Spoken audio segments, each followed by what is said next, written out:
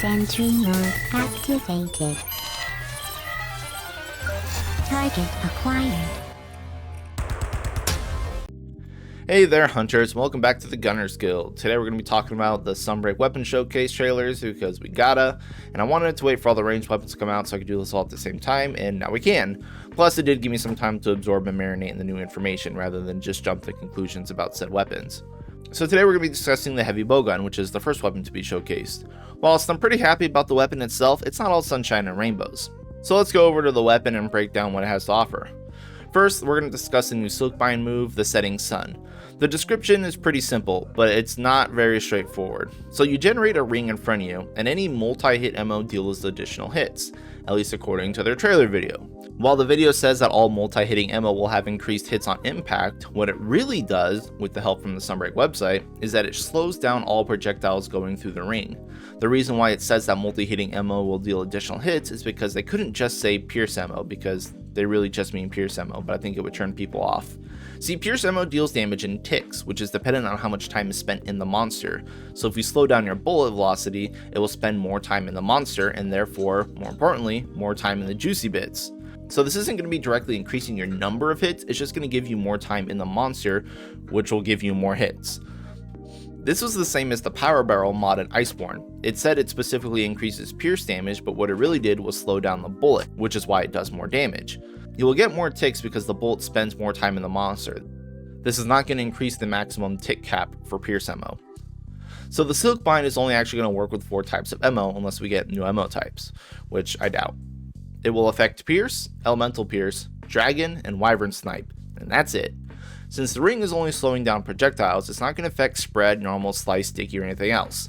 Spread is not a multi-hit MO, it shoots multiple projectiles, big difference. You won't suddenly gain more bullets when it flies through that ring, it's just going to get slowed down.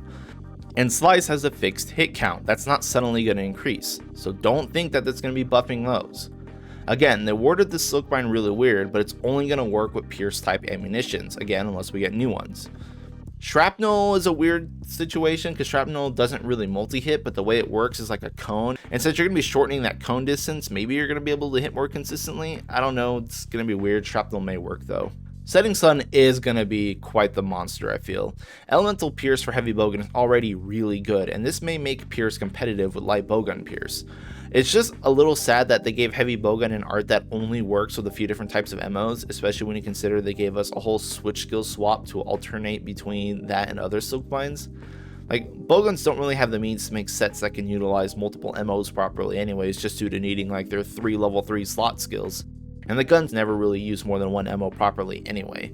So it's kind of a weird one, to be honest. I'm not particularly fond of it, but I don't hate it. I think it's actually going to be usable and quite good. Now let's talk about the crouching shot, or siege mode. Everyone was pretty happy to see this was introduced, as we haven't had siege in 5th gen yet. The version of siege looks to function just like Valor Siege in GU, in that it starts slow but ramps up as you fire. Now some people are thinking that it's limited to 12 shots, but it's actually not. Like in GU we can get like 15 shot siege modes and stuff.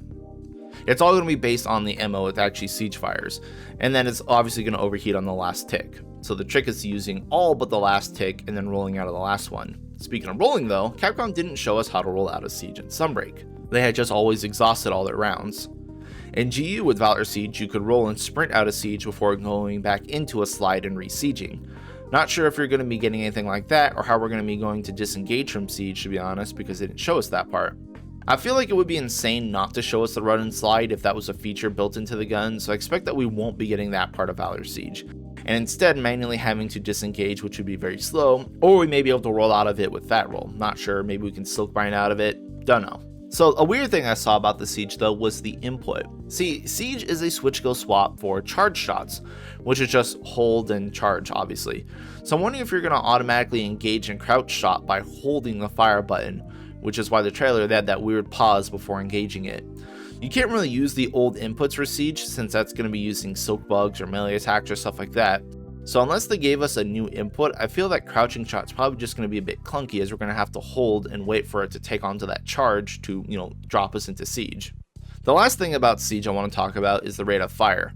Now obviously crouching shot is going to be firing a lot faster than normal.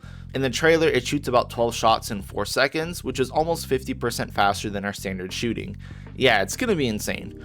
But if you consider the weird startup time, if it is actually a charge shot and then potential recovery animation, it's looking more like 6 to 7 seconds to actually, start and then fully disengage from siege, which is about the same fire rate we have now when optimally shot. So unless Siege Mode has some sort of hidden bonuses in there that I'm not aware of, I don't really know how much better this is going to be than standard shooting, especially when you consider that we won't build the siege with all ammunitions. They specifically state that ammo restrictions apply, which of course means things like cluster or sticky or slicing. But historically, each heavy bowgun could also only siege fire certain ammos, kind of like the light bowgun can only rapid fire certain ammos. So it's kind of going to be up to the gun. We may not even get a bowgun with excellent spread 3 siege or pierce 3 siege. It's all kind of up in the air whether or not siege is going to actually be good or not. I'm actually really excited to see how this plays out because I actually don't know if it's going to be super overpowered or not used at all or what. Like, it's got my mind racing on the possibilities. And oh my god, speaking of possibilities, I totally forgot about spare shot. Is that even going to work in Siege? Can you imagine like having extra clips in Siege? Like, we didn't have spare shot in prior games, and Ammo Saver and GU added bullets to your reserves, not your magazine, so it's entirely different. So maybe Siege is going to be amazing? I don't know, man. Having spare shot to increase your clip size during Siege, especially when it's ramping up in speed, sounds nutty. Not that it matters too much anyways, because nobody's using charge shots anyways, so we're just going to keep it on. They still need to give us a skill that boosts charge shot damage, because it would be amazing, it's just not worth the DPS right now. Alright, so the last thing I wanted to talk about is the whole Switchgill Swap thing. So yes, we know it has insane iframes, and most people will be using it to evade attacks. At least I'd imagine. For Heavy Bowgun though, it does look about as good as Heavy Bowgun's fat roll in terms of how far you move in that amount of time. Thank you for BJ for pointing that out. It's just going to have better evasion, which I guess is pretty good. I'm just wondering if we can have the same set on Switchgill's both A and B versions, then we just use it as a better evade without actually swapping. Because I doubt many gunners are going to be using both sets of Switchgills. Heavy Bowgun definitely won't. There's no reason to use melee bash over shoulder tackle, nor either the charge or the counter shot, unless we get some sort of new skills to help them out.